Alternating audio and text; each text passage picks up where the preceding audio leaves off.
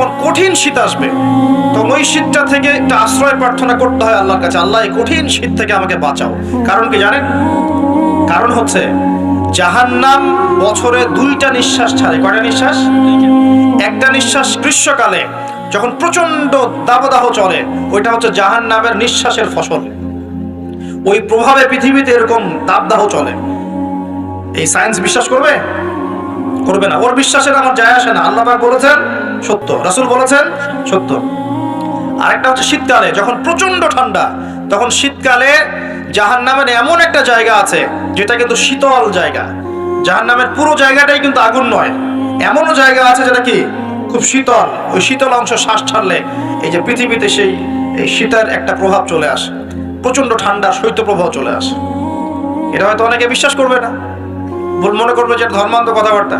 হাদিসে আছে নবী সাল্লাল্লাহু আলাইহি ওয়াসাল্লাম বলেছেন, কে সত্যবাদী? এই পুরো সভ্যতা না রাসূল সাল্লাল্লাহু আলাইহি ওয়াসাল্লাম?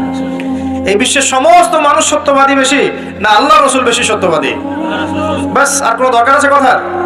শীতকালটা কাজে লাগাই।